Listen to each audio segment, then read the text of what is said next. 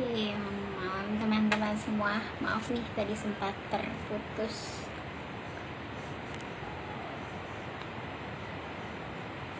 Oke, kita tunggu Pak Bas join bareng lagi nih.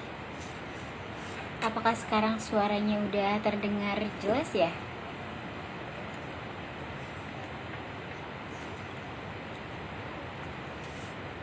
Malam-malam teman-teman yang sudah bergabung.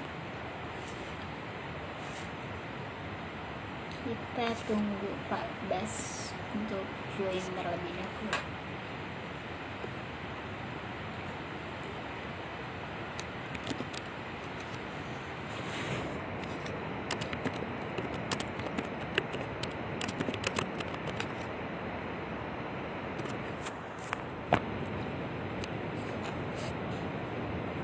Oh, sudah jelas suaranya. Alhamdulillah. Semoga kedepannya juga jelas nih. Oke, teman-teman juga boleh nih sambil menyiapkan pertanyaan yang akan ditanyakan ke Pak Bas. Malam Pak Budi. Pak Budi bergabung bersama kita pada malam hari ini.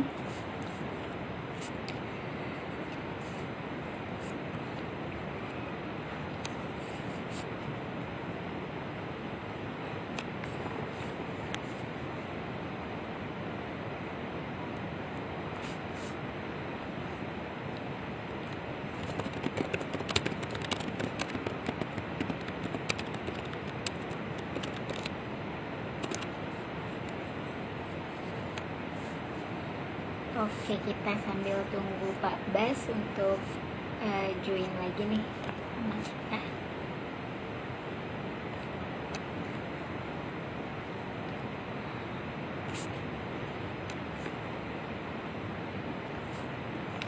Iya nih Pak, tadi sempat terputus karena jaringan sayanya yang hilang, dan sekarang kata Pak Bas belum muncul di Instagram Pak Bas nih.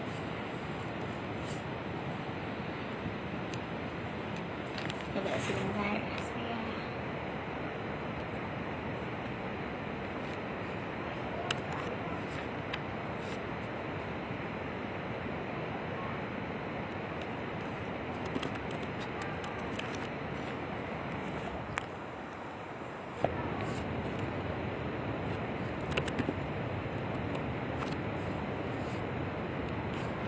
Oke nih Pak Bas sudah bergabung.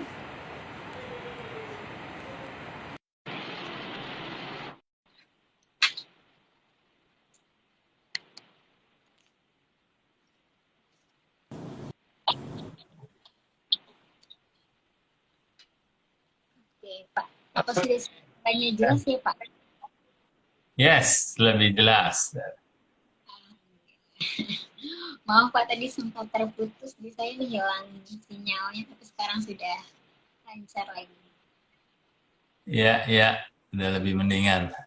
Saya juga tadi akhirnya masuknya agak terlambat karena nggak tampil soalnya live IG-nya di IG saya. Jadi saya menunggu dulu, tuh nggak tahu kenapa ya. Iya, sepertinya delay ya. Oke, mungkin bisa dimulai aja Pak untuk Oke, topik kita. baik. Terima kasih. Makasih Shirley yang sudah menemani lagi. Ketemu dengan teman-teman malam ini di tanggal 27 Desember 2021 di forum bisnis Q&A.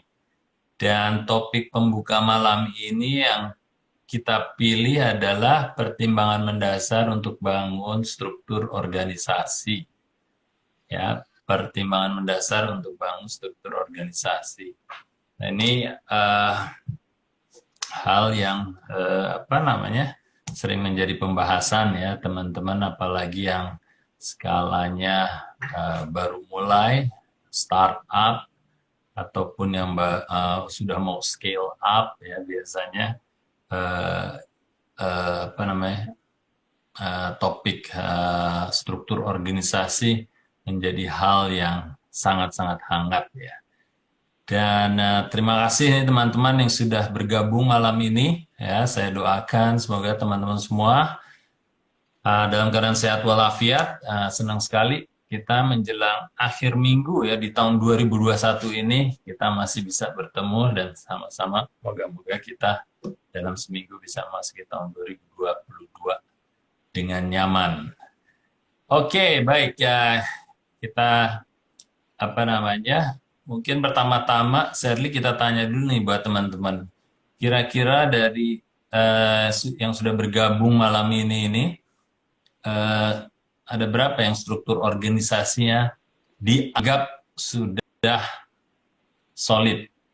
Ya, mungkin kita tanyakan dulu, Sherly. Dari yang sudah bergabung nih sekian banyak, berapa yang merasa paling tidak struktur organisasinya sudah solid? Mungkin Oke, bisa apa namanya kasih jempol gitu, biar kita buat apa namanya semacam apa survei kecil-kecilan. Waduh, ada Coach Vance Ginting selamat bergabung. Fahyuni Sarhas, Jurah Madila, salam dari Single Fighter. Wah, ini berarti organisasinya sendiri ya, strukturnya sendiri ya. oke, teman-teman yang Oke, lainnya gimana nih?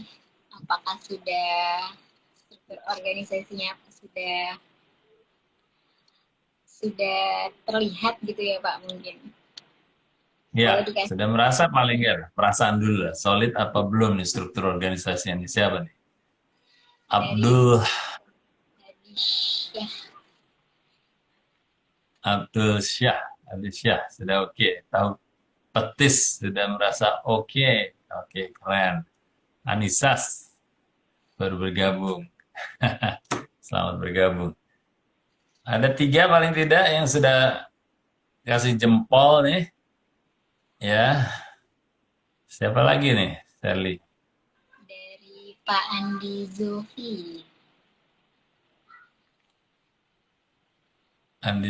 Oke, Andi Zulfi, terima kasih juga nih sudah berpartisipasi di survei yang apa namanya informal nih. Oke, ya nggak apa-apa. Jadi apa namanya ini hanya sebagai apa ya namanya pertanyaan mendasar aja dulu buat teman-teman. Gimana sih rasanya struktur organisasi teman-teman sekalian?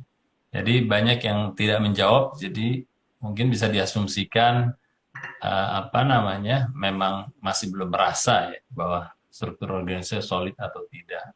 Nah, memang ini topiknya sangat apa ya, general kalau mau dibilang general ya untuk bicara soal struktur organisasi. Tapi paling tidak yang saya alamin dalam ilmu dulu Pak Andi Zulfi. Ya silakan silakan. Ya jadi kalau kita bicara soal struktur organisasi, apalagi yang apa skala bisnis yang masih kecil dan menengah ya, biasanya pengalaman adalah ya kalau sudah pasti dirangkap itu sudah pasti ya. Tapi yang terpenting adalah mungkin semakin bisnis kita dalam skalanya membesar, kita sudah harus mulai memikirkan bukan jumlahnya, bukan dari sisi kuantitas atau kepalanya dalam suatu organisasi. Tapi saya bicara di sini adalah mengenai struktur dulu ya. Nah, kalau kita bicara mengenai struktur organisasi, biasanya pengalaman saya, juga Pak Budi dan teman-teman bisnis expert lainnya, selalu akan mulai dari yang namanya business process. Okay? Jadi teman-teman harus melihat dulu nih yang langkah pertama adalah business process. Business process itu apa sih? Ya, business process itu ya sesederhana memahami bisnis Anda ini dalam proses mulai dari input sampai outputnya itu memerlukan peran dan fungsi apa gitu ya. Nah jadi itu sesederhana apa yang dimaksud dengan bisnis proses. Jadi teman-teman harus pahami, mau teman-teman di bisnis kuliner, di fashion, Anda masing-masing harus memahami yang namanya bisnis proses. Jadi kalau contohnya saya dulu pernah membantu mendampingi teman di fashion. Bisnis prosesnya apa sih? Seumpamanya dari pengadaan bahan baku, pengadaan bahan baku lalu diproduksi, ya, bahan baku kainnya lalu diproduksi, lalu dari diproduksi nanti di deliver ke warehouse kita. Dari warehouse kita nanti kita jual langsung, bisa ke toko, bisa ke reseller, langsung. Terus dari situ dalam saat kita berjualan kita memerlukan promosi dan juga tim penjualannya. Ya, ini terlepas dari siapa yang melakukannya, apakah itu tim kita internal atau eksternal, tapi pahami dulu bisnis prosesnya. Ya, ini tuh contoh sederhananya tadi seperti itu. Nah, kalau kita ambil tadi sebagai contoh, kita sudah mulai bisnis proses di fashion. Ini saya buat miniatur aja ya, biar jelas teman-teman ya. Jadi kalau dari saat pengadaan barangnya tadi ya, pengadaan bahan bakunya, berarti kita perlu peran atau orangnya yang harus melakukan fungsi itu. Oke? Nah, berarti kita perlu satu peran dan fungsi itu. Jadi masing-masing dari proses ini kita pahamin peran dan fungsinya apa. Nah, untuk produksi, berarti perlu produksinya, sebelum diproduksi, dipotong dulu kainnya, dan dijahit. Berarti kita perlu fungsi pemotong dan produksi. Oke, nah lalu setelah berjalan, ada yang fungsinya untuk mengontrol, memberi bahan baku kepada penjahit ataupun pemotong, lalu menerimanya kembali. Berarti harus ada yang namanya mungkin peran quality control ya, dan quality assurance. Tuh, nanti udah dapat barang di dalam, kita perlu men-store barang kita. Jadi perlu fungsi pergudangan yang ngitung yang namanya inventory, gitu ya. Itu udah jadi di situ, kita harus melakukan promosi sebelum berjualan. Berarti harus ada orang yang berfungsi untuk melakukan promosi. Nah, terus ada lagi satu yang melakukan penjualan, berarti harus ada fungsi yang melakukan penjualan. Halo Ade, masih menambau malam-malam, nih Ade nih di kuliner ya. Terus langsung habis itu setelah ada penjualan, nah orang yang gudang harus melakukan delivery. Berarti harus ada orang yang berperan dan berfungsi sebagai delivery. Gitu ya. Terlepas nanti akan menggunakan Gojek atau GoSend ataupun mau pakai kurir dan lain sebagainya. Tapi yang terpenting adalah peran dan fungsinya harus ada dulu gitu ya. Nah, berarti ada tadi sampai penjualan, pengiriman harus ada fungsi. Jadi sesederhana itu. Nah, baru setelah kita memahami fungsi-fungsi itu, baru kita akan menentukan siapa yang akan melakukan itu. Ya, siapa yang akan melakukan fungsi dan yang sudah dipetakan tadi. Oke, nah setelah itu terjadi, berarti kita sudah punya paling tidak struktur fungsi dan peran. Kita buat tuh. Nah, nanti dari situ barulah kita akan menaruh nama atau orang yang akan bertanggung jawab di kotak-kotak fungsi dan perannya itu tadi. Oke? Nah, catatan kedua terpenting adalah setelah kita mengetahui bisnis proses, lalu juga memetakan fungsi-fungsi dan peran tadi dalam satu bagian, peran selanjutnya adalah meletakkan nama di semua peran dan fungsi itu. Catatannya di sini adalah bukan berarti satu fungsi dan satu peran itu dikepalai atau dilakukan oleh satu orang. Ya. Jadi bisa jadi dua peran atau dua fungsi atau bahkan tiga peran, tiga fungsi atau empat peran bisa dilakukan oleh satu orang gitu. Sehingga kita bukan menghemat ya, tapi kita bisa memberdayakan resources kita ke peran lebih dari satu atau multifunction namanya. Multifungsi, multiperan. Ya, jadi kalau kita sudah petakan itu bisa jadi ada 10 fungsi, 10 peran, kita sementara ini cuma punya 3 orang, ya bisa jadi satu orang rata-rata bisa menjalani fungsi atau peran 3 fungsi atau 3 peran gitu ya. Nah, ini akan banyak membantu buat teman-teman. Jadi setelah kita udah tahu, oh kita nih cuma bertiga nih, ya udah kita pastikan untuk melakukan itu. Dan biasanya dalam skala bisnis yang pemula itu bisa dilakukan. Pertanyaannya tentunya, oh bisa jadi kan itu bukan spesialisasi saya atau saya tidak punya keahlian di situ, ya. Nah, kalau dalam skala itu masih tetap ada pilihan. Kita masih bisa pilih untuk akan nggak kita melakukan dengan resource yang ada, yaitu 3 orang tadi, atau kita anggap, wah yang namanya finance, keuangan saya nggak ngerti sama sekali, ketiga-tiga nggak ngerti sama sekali. Ya udah, fungsi dan peran itu kita outsource, ya. Kita outsource dalam artian kita mengharapkan bantuan resource dari luar. Oke, tapi internally harus ada yang bertanggung jawab juga, walaupun dilakukan oleh pihak eksternal, tapi yang di dalamnya 3 resource itu harus tetap look after ya, memperhatikan fungsi daripada finance walaupun dilakukan oleh pihak ketiga. Seperti itu. Nah, moga-moga jelas ya di sini kan. Jadi kalau kita sudah punya tadi peta atau bagan fungsi dan peran, lalu kita kawinkan dengan orang di belakang masing-masing peran atau fungsi itu. Nah, kalau sudah seperti itu, nah itu udah namanya bentuknya struktur organisasi. Nah, ini saya hanya bicaranya singkat saja ya, supaya teman-teman kebayang. Nggak melulu kita harus membuat organisasi yang tiba-tiba kayak perusahaan yang sudah mapan dan besar gitu ya.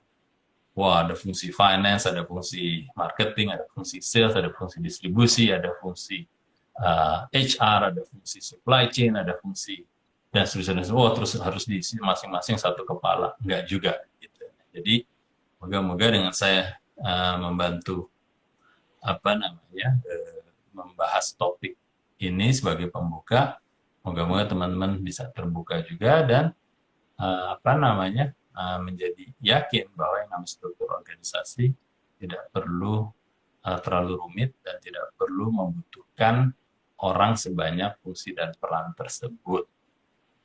Itu sih, Sherly. Sherly, ada pertanyaan nggak, Sherly, penjelasan saya? Mungkin ada yang mau ditanyakan sebelum teman-teman buka teman-teman.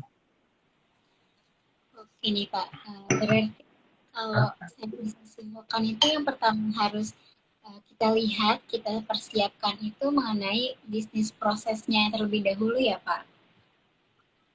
Betul sekali, yes. Lalu yang kedua itu memetakan mengenai fungsi dari penjualan sampai dengan pengiriman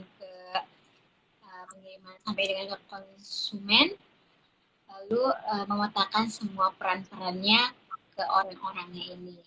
Jadi nggak harus. Ya, jadi benar sekali, Sherly. Jadi yang kedua tadi kan kita udah tahu bisnis proses ya. Yang kedua itu adalah memetakan atau membuat bagan peran dari dari organisasi itu terhadap bisnis prosesnya. Jadi ada bagan yang namanya bagan fungsi dan peran, gitu.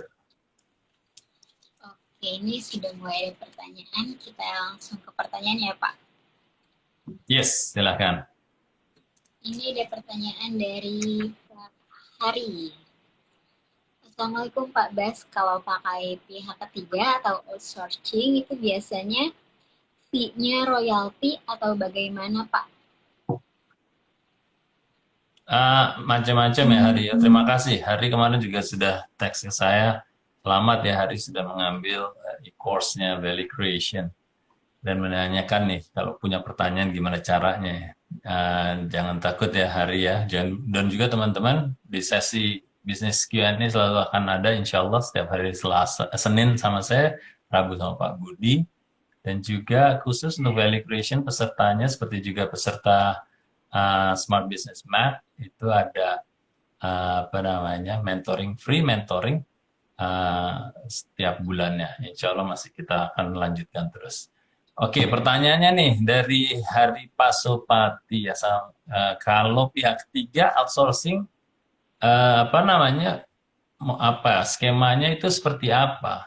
Skemanya sih ya sebagaimana kita dengan pihak ketiga ya, biasanya sudah ada fee-nya ya, fee-nya atau cost-nya ya, nggak beda kalau kita pakai apa namanya jasa konsultan untuk pajak, jasa konsultan untuk finance, jasa konsultan untuk periklanan dan seterusnya.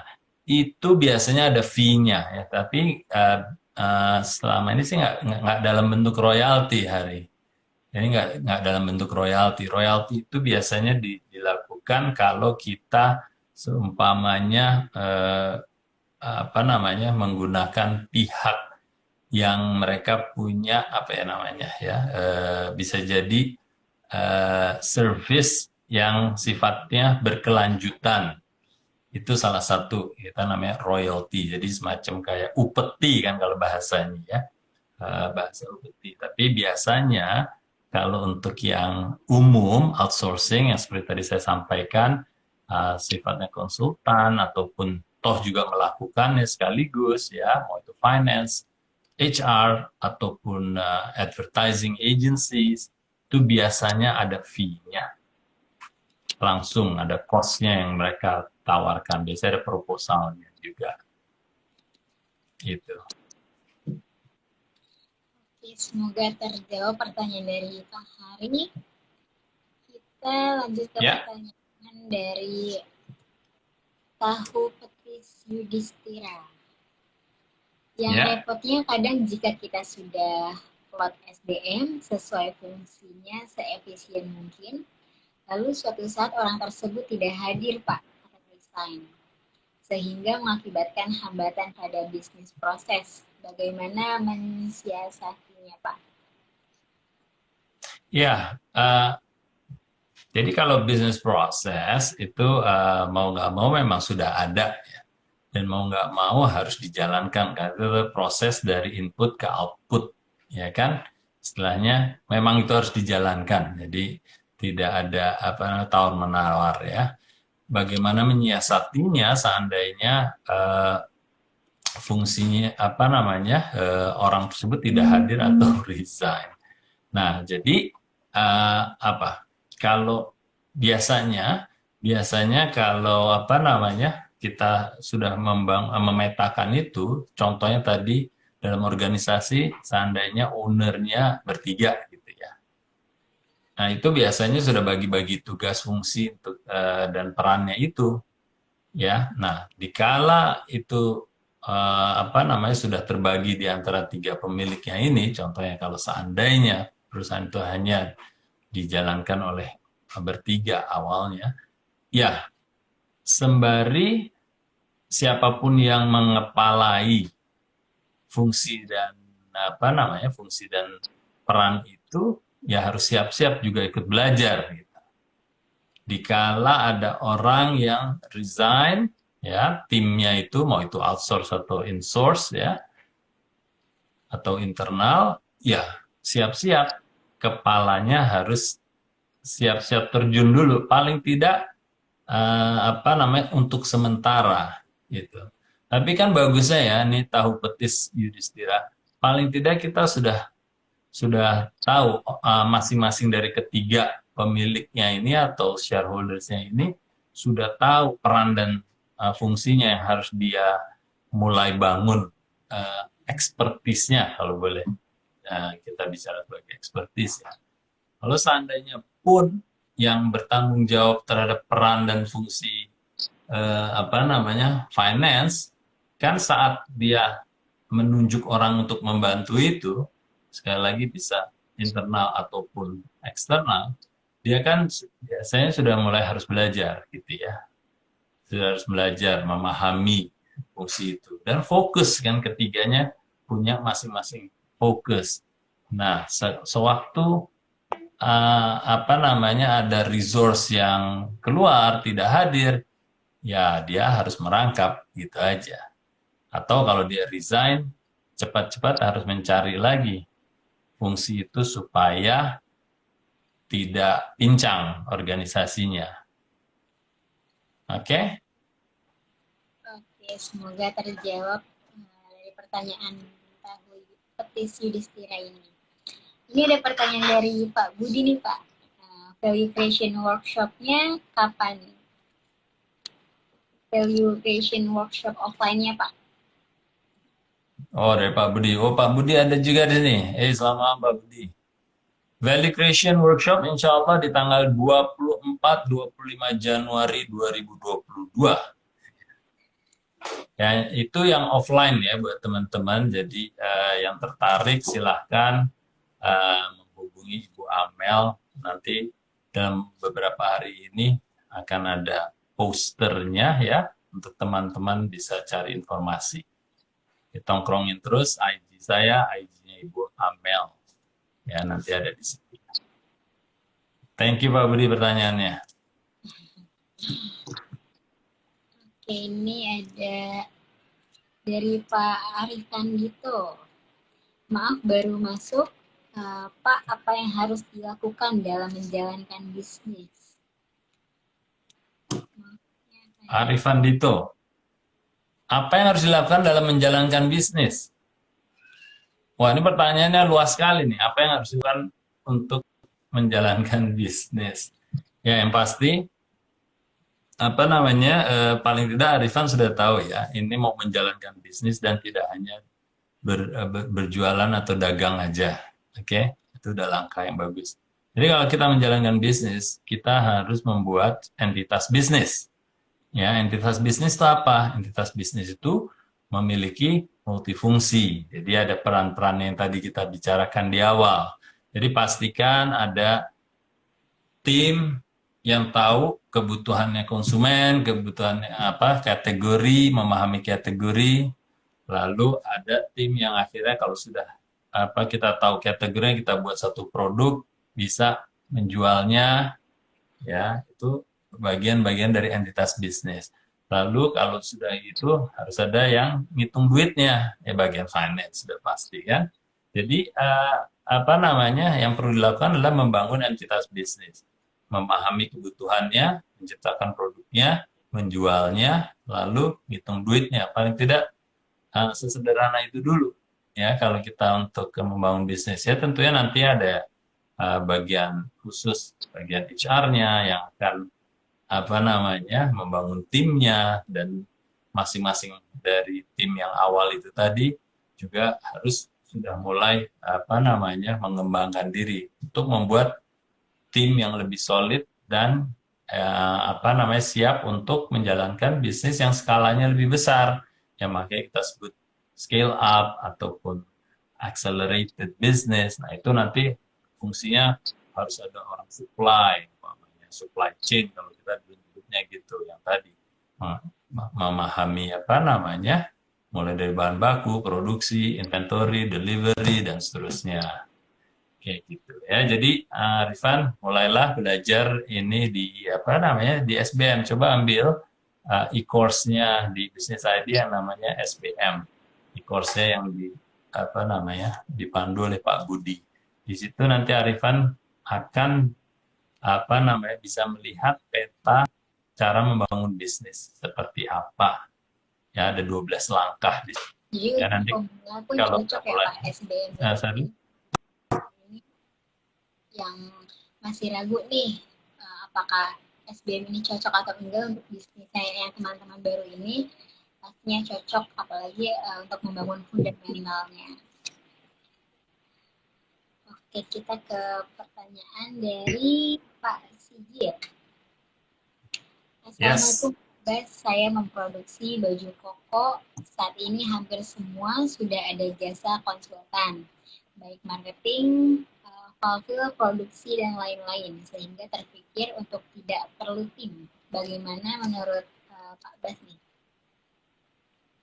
Oke. Ya, Sigit, terima kasih pertanyaannya bagus sekali. Oke, jadi kan gini ya, kalau kita punya membangun bisnis, kita perlu tim ya. At the end of the day, seberapa bagusnya sistem kita, seberapa bagusnya proses kita, itu tetap harus dijalankan oleh orang, ya manusia ya. Sementara ini kan memang orang yang belum bisa digantikan oleh robot lah, paling tidak ya. Nah, sebisa mungkin apakah pertanyaannya, apakah kita mendaya gunakan atau memberdayakan tim internal, ya kita rekrut mereka, atau kita pakai jasa luar alias outsourcing ya. Mau itu bentuknya sebagai konsultan atau tim yang mengeksekusi. Nah, itu yang harus dilihat sih gitu. Jadi, saya bisa kasih contoh ya. Sewaktu uh, kami di fast consumer goods, ya, fungsi dari sales, ya ini kita bicara salah satu fungsi dulu ya. Fungsi dari sales itu lebih banyak dilakukan oleh outsource. Ya, jadi tim salesnya itu hanya selevel direktur sama supervisor. Salesman-nya itu adalah orang-orang dari distributor, yang mana distributornya itu yang membantu kita sebagai pihak luar. Tadinya distribusinya itu dilakukan sendiri juga. Ya, jadi benar sekali sih, kalau kita bisa outsourcing, ya menurunkan fixed cost, kita buat itu sebagai variable cost, kenapa tidak? Ya, selama bisnis prosesnya itu tetap bisa berjalan, apalagi bisa berjalan lebih efisien, ya dengan tidak istilahnya ngumpulin orang menjadi headcount kita atau masuk dalam payroll kita. Itu sebisa mungkin, sebanyak mungkin bisa di outsource, akan lebih baik sekali. Itu paling tidak fungsi sales. Sama halnya di fungsi marketing tadi ya, itu ditulisnya kan fungsi produksi. Ya kalau kita bisa produksi, nggak perlu punya pabrik sendiri, tapi sudah cukup efisien bisa dilakukan oleh pihak ketiga, kenapa tidak? Gitu. Tapi kadang produksi, kita mungkin merasa oke, produksi itu kalau dilakukan orang masih bisa lebih tinggi daripada kita melakukannya sendiri. Jadi ada unsur seumpamanya cost, setelah dihitung kita invest di mesin dan lain sebagainya, hasilnya masih bisa lebih murah daripada kalau kita outsourcing. Bisa jadi itu belum tepat keputusan untuk outsourcing. Bisa jadi juga kalau kita memang ahli dalam bentuknya, kualitas kita masih jauh lebih baik kalau kita outsourcing, pilihannya adalah untuk internal masih lebih menguntungkan jangka panjangnya dan secara kualitatifnya. Ya, jadi saya nggak bisa bilang untuk semua harus outsourcing. Harus kita lihat juga pertimbangan-pertimbangan dan prioritas kita, fungsi-fungsi mana yang bisa di-outsourcingkan, mana yang belum bisa atau bahkan tidak bisa sama sekali. Gitu. Semoga menjawab nih, Sigit Saidiman. Oke, kita lanjut ke pertanyaan dari Muslim Muslim Mangga. Pak mau tanya, Muslim. fungsi delivery, bagaimana cara kita menghitung utility dari armada? Apakah sudah maksimal atau belum? Dan kapan waktu kita harus menambah armada? Muslim Mangga boleh tahu nggak nih bisnisnya apa nih? Ini Boleh di chat ya. di Muslim Mangga ini bisnisnya di kategori apa? Mungkin biar lebih jelas ya Pak. Iya, benar sekali. Karena gini ya, mungkin sebelum dijawab oleh Muslim Mangga ya, bisnis di mana. Jadi kalau contohnya kami dulu kalau di fast moving consumer good, kami menggunakan pihak ketiga ya. Pihak ketiga bisa bentuknya distributor, bisa bentuknya third party provider ya, 3PL ya. Itu fungsinya apa yang mau kita berikan ke mereka.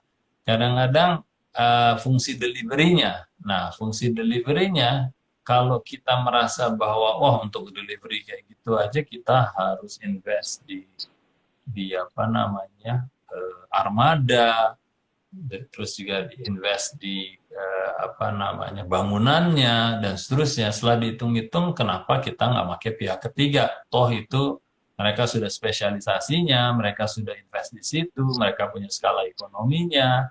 Ujung-ujungnya kalau seandainya dihitung toh per volume metrik yang lebih murah ketimbang kita harus invest capex ya, capex kita menjadi tinggi ya, ngapain juga gitu. Jadi kalau seandainya Anda bisa menggunakan pihak ketiga, sekali lagi bisa bentuknya distributor atau 3PL ya, khusus memang mereka ahli dalam bidang hantar menghantar dan mereka sudah punya armada yang besar, kenapa tidak?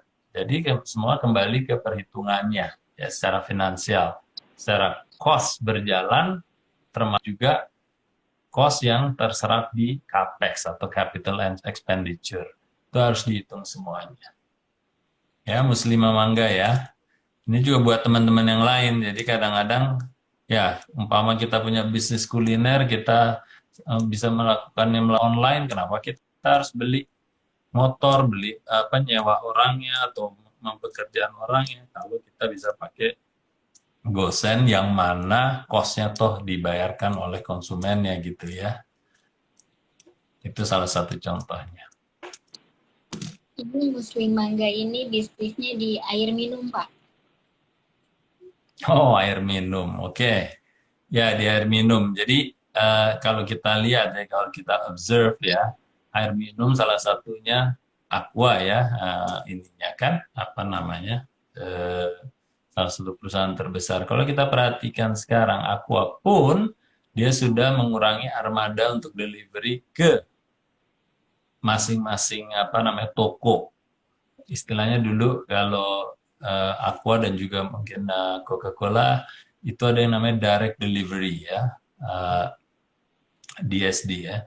Nah itu zaman dulu menjadi satu kekuatan di mana Aqua dan Coca-Cola itu memiliki armada yang luar biasa banyaknya karena benar-benar prioritas penetrasi ke pasarnya menjadi sangat penting dan menjadi competitive advantage ya keunggulan yang relatif lebih tinggi terhadap kompetitornya gitu kan itu mereka invest di situ tapi sejalan dengan apa namanya perkembangan waktu dan juga banyak pemain-pemain yang bisa membantu mendeliver akhirnya deliverynya nggak perlu sedalam zaman dulu istilahnya. Sekarang mungkin deliverynya hanya sampai depo, sehingga yang tadinya punya apa namanya truk-truk yang kelas menengah kecil itu banyak sekali, akhirnya itu dikumpulin menjadi hanya satu truk besar, tapi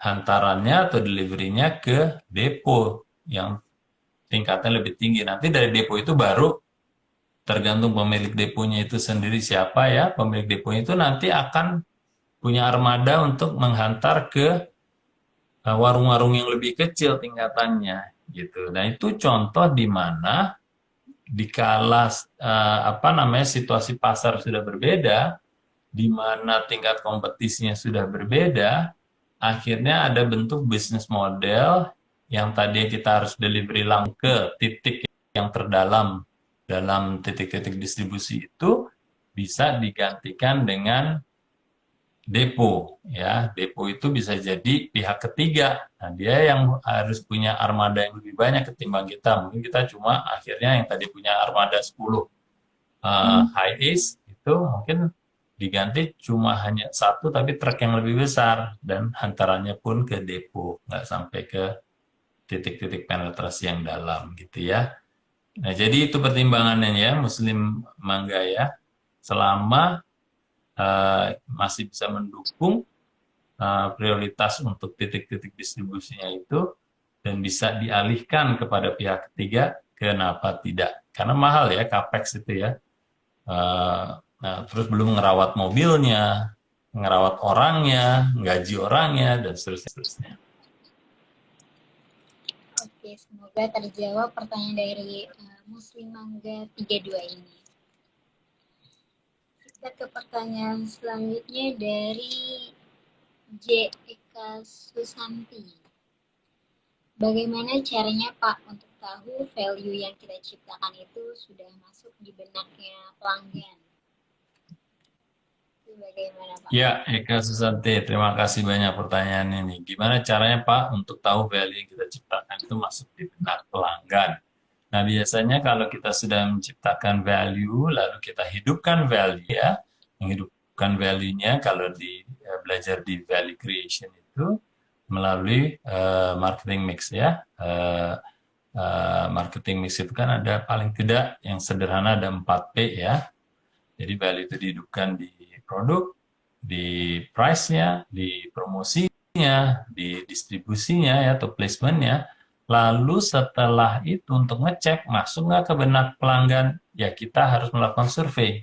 Survei itu bisa kita lakukan 6 bulan setelah kita meluncurkan produk itu, atau 12 bulan, atau secara berkala setiap 3 bulan. Untuk melihat pergerakan value itu nyampe nggak sih, bisa diucapkan kembali nggak sih oleh si pelanggan itu.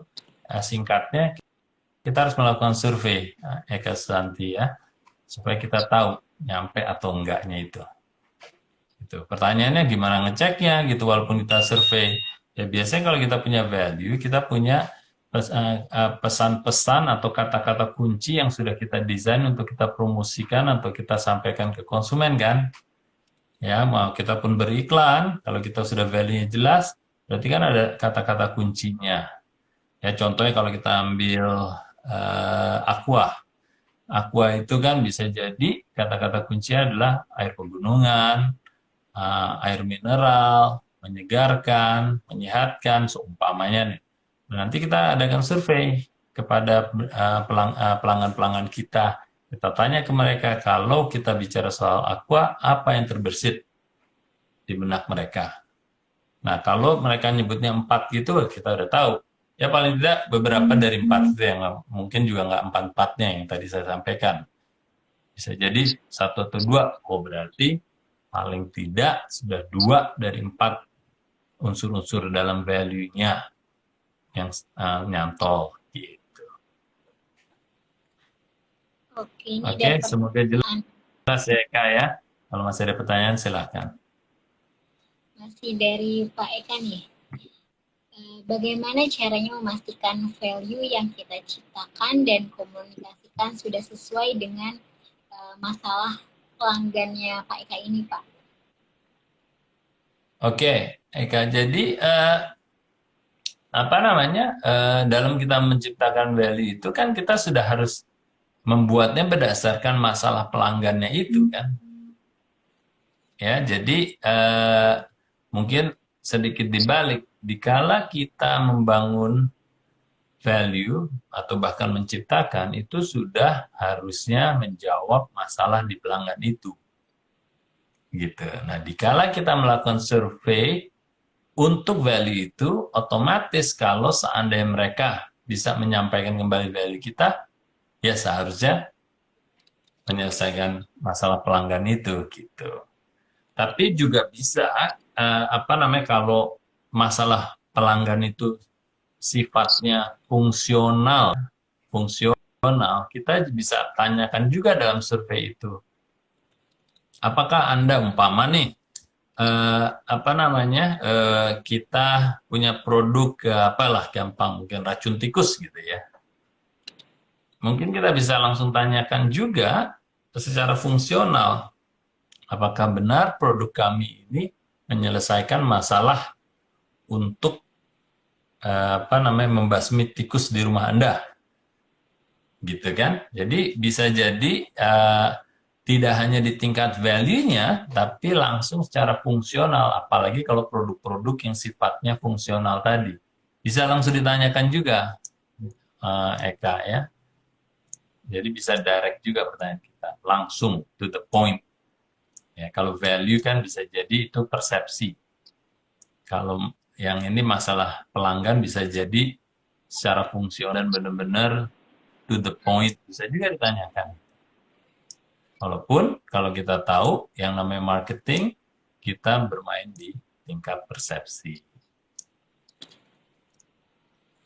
Oke, semoga terjawab pertanyaan dari Pak Eka ini. Kita ke pertanyaan dari Pak Sigit nih.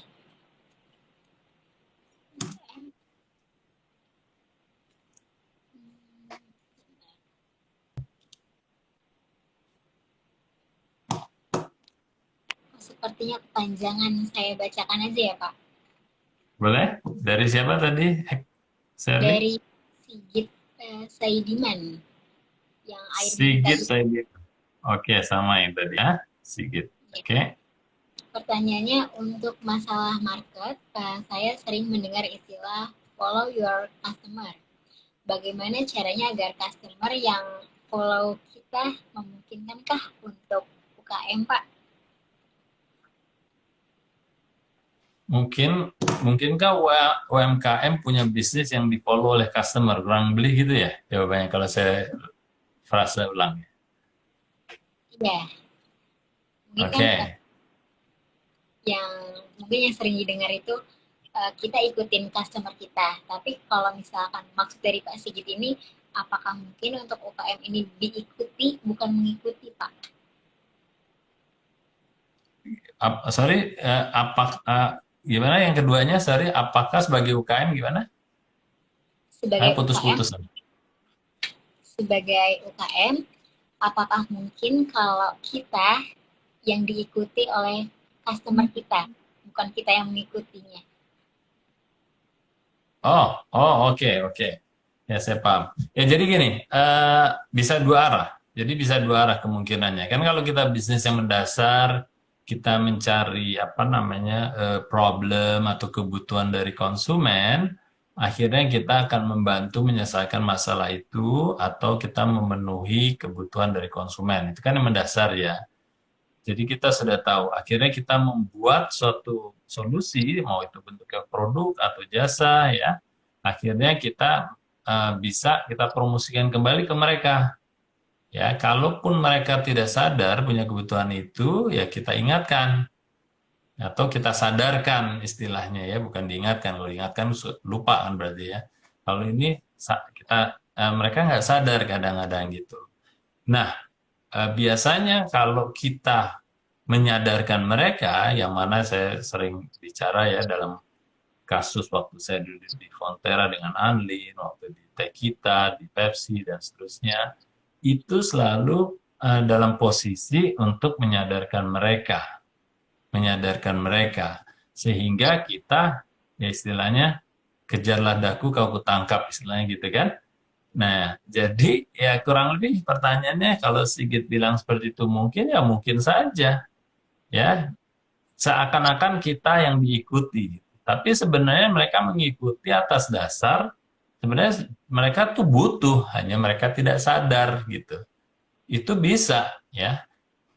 Dikala kita waktu itu zaman sabun itu hanya untuk badan seluruhnya, akhirnya ada inovasi, ada kebutuhan akan sabun untuk muka saja, untuk tangan saja, itu akhirnya kan sebenarnya kebutuhannya sudah ada, tapi mereka nggak sadar.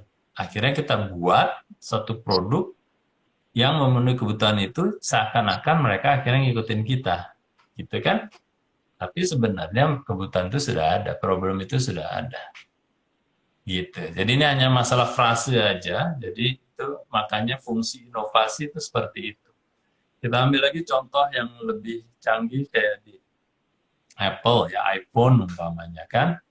Dulu sebelum iPhone keluar, iPhone masih bermain-main di komputer, terus di musik ya iPod.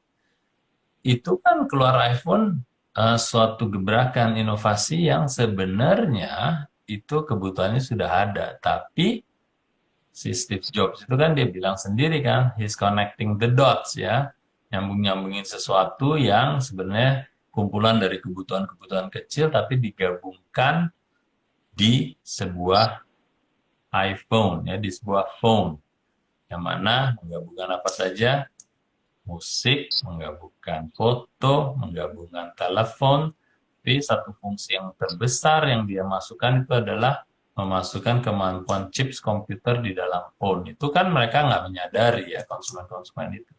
Tapi benefitnya dirasakan, kayak gitu. Kebutuhannya adakah itu? Ada. Akhirnya diikuti oleh konsumen yang dalam definisinya tadi Sigit bilang diikuti, akhirnya diikuti. Makanya iPhone menjadi sukses kan, dan luar biasa suksesnya karena dia diikuti oleh konsumen. Yang mana sebenarnya kebutuhan dan problem sudah ada gitu kan. Jadi bisa sekali Sigit. Terima kasih, pertanyaan bagus sekali.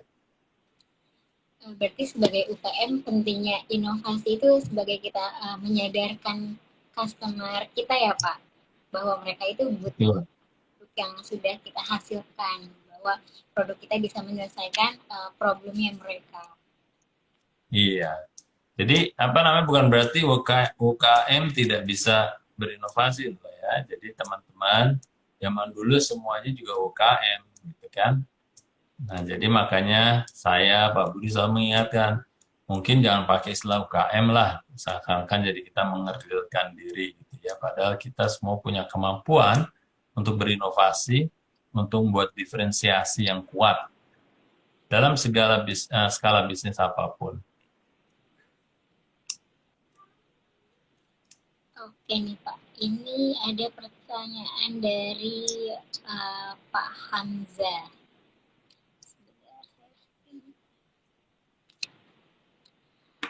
Malam Pak Bas, saya masih bingung untuk menyusun bisnis plan. Kira-kira dalam menyusun bisnis plan, apa-apa saja yang perlu dibahas atau dijabarkan selain goalnya, Pak? Oke, Hamzah. Jadi beberapa waktu yang lalu kita sudah bahas ya yang namanya bisnis plan, bagaimana betapa pentingnya punya bisnis plan. Ya, bisnis plan yang dibutuhkan itu tidak hanya setahun sebenarnya, tapi pada kenyataannya masih banyak yang untuk bisnis plan 1 tahun aja nggak punya gitu ya. Jadi Hamzah, selamat Anda sudah punya pemikiran untuk mempunyai bisnis plan. Moga-moga tidak hanya untuk setahun, tapi untuk yang strategik ya, 3 atau 5 tahun ke depan. Nah, untuk yang setahun dulu nih ya kita bicara ya Hamzah ya. Yang setahun itu sebenarnya yang harus kita set adalah bisnis aspirasinya dulu. Bisnis aspiration atau aspirasi bisnis. Hamzah mau punya bisnis ini dalam tahun depan atau 3 tahun ke depan itu seperti apa sih? Ya, jadi itu harus punya bisnis aspiration alias target bisnis lah. Ya, nah, saya bicara soal bisnis aspiration itu karena yang namanya bisnis aspiration itu tidak melulu hanya target jualan doang gitu ya. Walaupun walaupun di langkah awal itu akan mempermudah kalau bisnis aspiration-nya sekedar atau hanya jualannya aja ya, alias sales revenue alias omset kalau bahasanya teman-teman. Jadi itu yang pertama, kita harus punya business aspiration, dalam bentuknya bisa macam-macam, salah satunya adalah sales revenue atau omset, bisa juga market share ya, pangsa pasar, bisa juga apa namanya profit ya, tingkat profitnya berapa untuk tahun depan, karena kan harus dipikirkan ya, tingkat profitnya masih mau minus atau harus sudah plus profitnya ya. Nah, itu semua harus dijabarkan sehingga bisnis plan itu akan menjadi real ya kalau kita punya business aspiration. Kalau kita sudah punya business aspiration, di plan itu kita harus memikirkan bagaimana untuk mencapainya, how-nya, ya, bagaimana kita untuk mencapainya. Nah, di situ kalau kita sudah memikirkan bagaimana untuk mencapainya, kita tentunya harus memikirkan resources-nya. Resources-nya itu apa namanya? Sumber dayanya. Sekali lagi, sumber daya bukan hanya manusianya aja, tapi sumber daya yang lainnya. Sumber daya uangnya, sumber daya manusianya, sumber daya dari produksinya, kemampuan sumber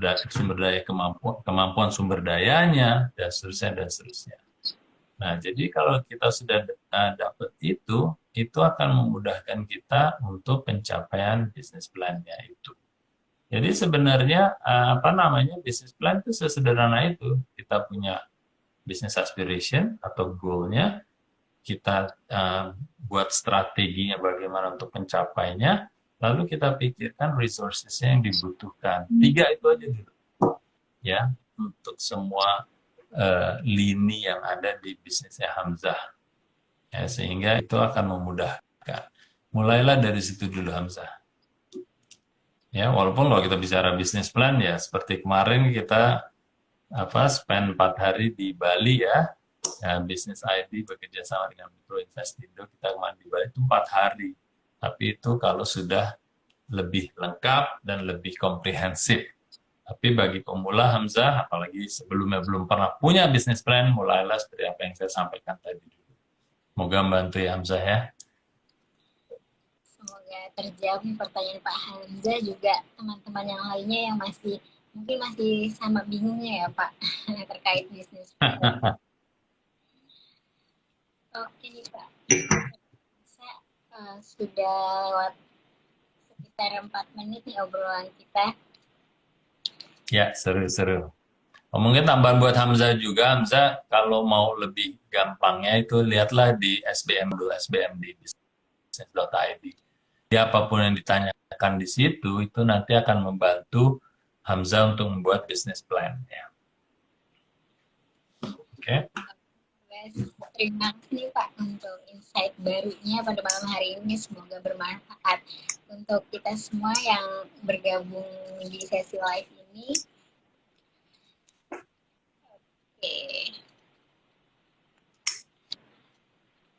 Oke, terima kasih Pak Bas untuk sesi malam hari ini. Oke.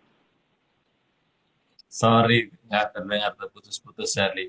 Well, terima kasih, Sherly. Terima kasih buat malam ini. Dan mungkin ini sesi terakhir ya di tahun 2021 ya. Iya, sesi terakhir. Hari Senin depan kita depan berarti sudah baru. Sudah sesi baru lagi. Well, selamat untuk menikmati hari-hari terakhir tahun 2021, sama juga buat teman-teman selamat menikmati hari-hari terakhir di 2021. Semoga kita lebih siap untuk masuk di 2022 dan bisnis Anda semua bisa lebih bertumbuh ya, insya Allah. Terima kasih, terima kasih. Oke, terima kasih juga teman-teman yang sudah bergabung pada malam hari ini. Semoga kita bisa ketemu nih di tahun yang baru di Senin depan.